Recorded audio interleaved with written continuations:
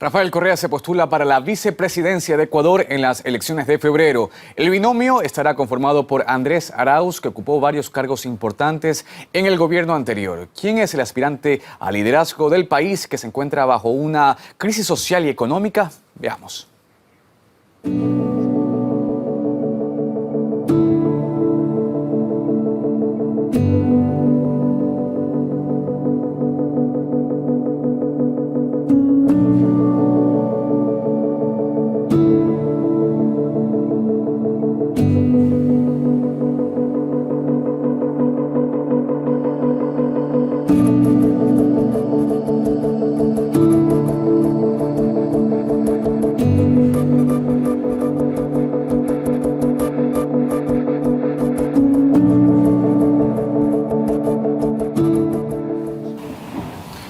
La presentación oficial de la fórmula todavía está por realizarse en una rueda de prensa virtual de la Unión por la Esperanza, alianza de izquierdas de la que forma parte el movimiento La Revolución Ciudadana de Correa.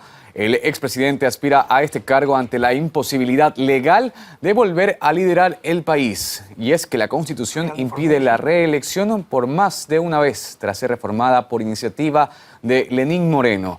Su candidatura ahora bloqueará de manera temporal el polémico proceso judicial por supuesto cohecho, algo que Correa ha tachado de persecución política. La decisión se produce en un Ecuador con el oficialismo dividido tras el derrumbe de la popularidad del mandatario actual. Según CELAC, solo alrededor del 12% aprueba su gestión. Además, en una encuesta realizada antes de este anuncio, el correísmo ya había liderado de manera clara la intención de voto.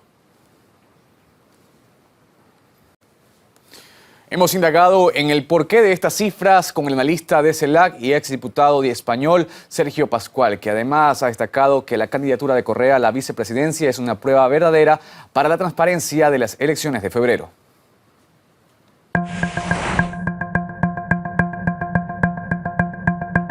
Han buscado a un candidato que estuviera, bueno, absolutamente impoluto, inatacable desde el punto de vista de su gestión y encarnado en la figura de Andrés Arauz, ¿no?, que fue ministro de, como anunciabais, de Conocimiento y de Cultura. Y en segundo lugar, porque el país arrastra un problema fundamental, que es el problema económico.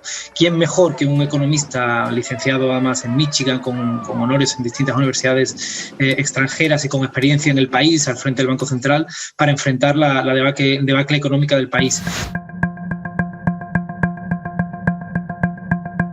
La década que Rafael Correa mantuvo la presidencia en Ecuador fue una década de absoluto crecimiento, de mejoría en todos los indicadores de pobreza, indicadores de crecimiento económico, indicadores de construcción de infraestructuras, indicadores de construcción de hospitales, mejora en la alfabetización del país y la ciudadanía mira atrás con un recuerdo de aquel momento en el que las cosas funcionaban cualitativamente mejor que en este momento.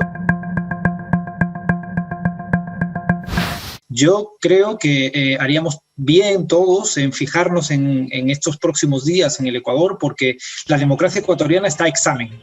Si le permiten candidatear, como es su derecho constitucional, uno de los más sagrados de una democracia, el derecho al sufragio pasivo, podremos suponer que el proceso va a ser un proceso electoral limpio. Si, como es posible que suceda, acaban por bajar la candidatura de Rafael Correa y continúa la persecución judicial vulnerando cualquier tipo de código ético, de código judicial, de Estado de Derecho, entonces tendremos que preocuparnos porque la situación, insisto, la situación de la democracia en el Ecuador, podremos decir que está gravemente comprometida.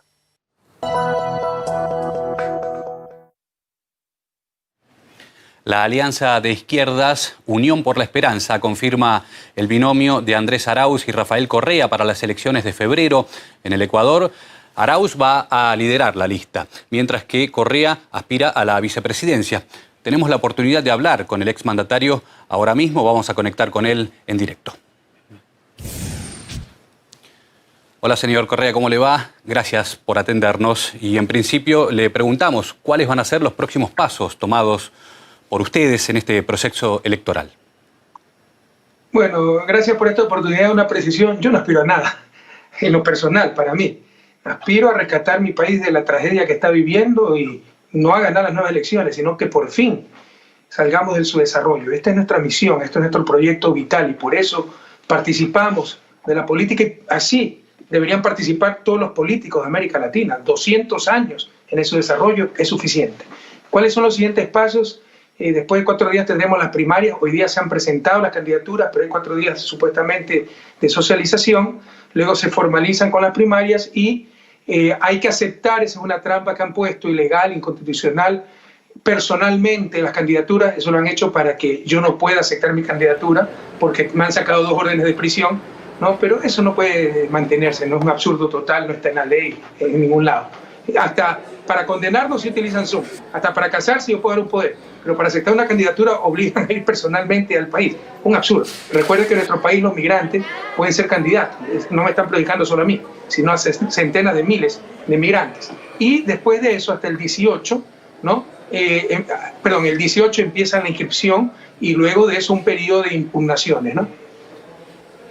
Respecto a la inscripción, ¿no? Que parece ser hasta el momento que usted tendría que ir a Ecuador a presentarse para inscribirse. ¿Cómo piensa llevar a cabo todo esto? A ver, hagamos la pausa porque esto no lo va a entender la audiencia. En Ecuador se crearon 2 figuras.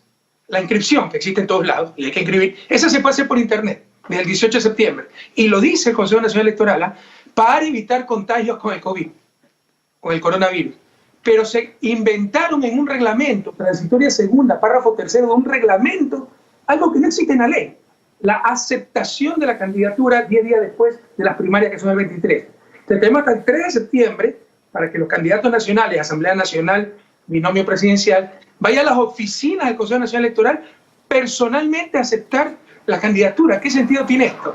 Impedirme participar. Entonces, pero es absolutamente inconstitucional, y no solo inconstitucional, es un completo absurdo, y creo que no se va a poder mantener por dictadura que enfrentemos, porque es demasiado aberrante ya.